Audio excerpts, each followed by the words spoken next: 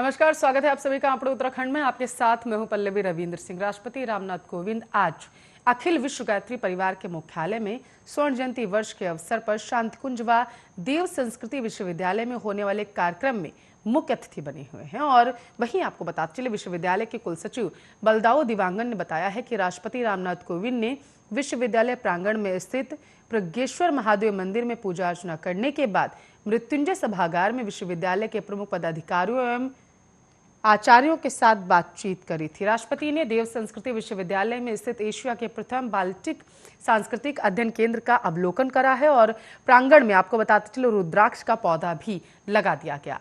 इसके बाद वह गायत्री तीर्थ शांतिकुंज पहुंचे और वहां युग ऋषि पंडित श्रीराम शर्मा आचार्य व माता भगवती देवी शर्मा के कक्ष का दर्शन किया है। राष्ट्रपति रामनाथ कोविंद रविवार को पतंजलि योगपीठ पहुंचे थे और वहां वे पतंजलि विश्वविद्यालय के दीक्षांत समारोह में शामिल हुए थे और इस दौरान उन्होंने डिग्री पाने वाले छात्र छात्राओं को शुभकामनाएं दी और उनके उज्जवल भविष्य की कामना भी की। राष्ट्रपति रामनाथ कोविंद ने रविवार शाम परिवार सहित स्वर्गाश्रम स्थित परमार्थ निकेतन की गंगा आरती में शामिल होकर ऋषिनगरी में पतित पावनी मां गंगा को नमन किया। राष्ट्रपति ने कहा है कि मां गंगा भारत के लिए सृष्टिकर्ता का अनूठा वरदान है। उन्होंने कहा कि मां गंगा और भारत दोनों एक दूसरे के पूरक हैं। मां गंगा का देश में जो आकर्षण है वह विश्व में किसी भी देश में नहीं। ऋषिकेश में परमार्थ निकेतन आश्रम में राष्ट्रपति रामनाथ कोविंद के आगमन को लेकर वीआईपी ड्यूटी पर आए 19 पुलिस कर्मियों और कर्मचारियों को कोरोना पॉजिटिव मिलने से पुलिस और प्रशासन में हड़कंप मच गया। आपको बताते चले, आनंद फानन में सभी पुलिसकर्मियों को अपने जिलों में वापस भेज दिया गया। सभी को अगले 14 दिन तक होम आइसोलेशन में रहने का निर्देश दिया गया।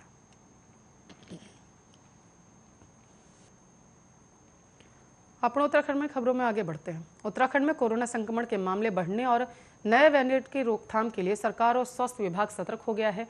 विभाग ने सीमाओं पर बाहरी राज्यों से आने वाले यात्रियों की चेकिंग और कोविड जांच करने के निर्देश दे दिए हैं। आपको बताते चलें, उधम सिंह नगर जिले में दक्षिण अफ्रीका के कांगो से लौटे एक व्यक्ति की कोविड जांच रिपोर्ट नेगेटिव आई है, लेकिन एहतियात के तौर पर उसे आइसोलेशन में रख दिया गया है। और इसी के साथ साथ विभाग ने दूसरे देशों से उत्तराखंड आने वाले हर व्यक्ति की कोविड जांच करने के साथ ही 14 दिन के आइसोलेशन में रखने के लिए सभी जिलों के सीएमओ को निर्देश दे दिया।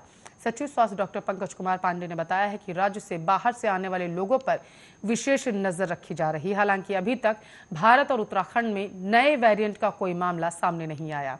उन्होंने बताया है कि केंद्र सरकार की ओर से दूसरे देशों से आने वाले यात्रियों की सूचना राज्य को भेजी जा रही है। सचिव ने कहा, सभी जिलों को निर्देश दिया गया है कि बाहरी राज्यों से आने वाले किसी भी यात्री में कोरोना के लक्षण दिखाई देने पर कोविड जांच का 14 दिन का क्वारंटीन किया जाएगा। संक्रमण की रोकथाम व बचाव के लिए सीमाओं पर भी सैंपल जांच और चेकिंग की जाएगी। और इसी के साथ साथ रविवार को स्वास्थ्य महानिदेशक डॉक्टर तृप्ति बहुगुणा ने कोविड के नए वेरिएंट को लेकर वीडियो कॉन्फ्रेंसिंग से सभी जिलों के सीएमओ के साथ बैठक की। उन्होंने प्रदेश की सीमाओं पर बाहर से आने वाले लोगों की चेकिंग और सैंपलिंग करने के लिए कह दिया है। साथ ही जिला स्तर पर सैंपलिंग बढ़ाने का निर्देश दिया गया।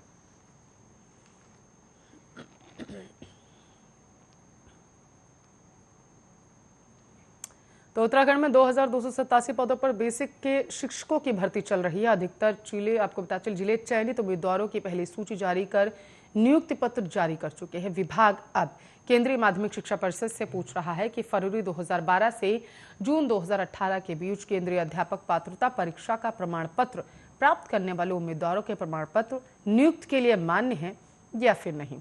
शिक्षा निदेशक आर.के. उनियाल ने कहा है कि मेरिट में आने वाले ऐसे उम्मीदवारों को स्थिति नष्ट न होने तक नियुक्ति पत्र नहीं दिए जाएंगे। प्रदेश में बेसिक शिक्षकों की भर्ती में 50% से अधिक पदों पर उम्मीदवारों को नियुक्ति पत्र जारी किए जा चुके। पहले चरण में नियुक्ति पत्र जारी किए जाने के बाद दूसरे चरण के लिए वोटिंग लिस्ट जारी करने की प्रक्रिया चल रही है।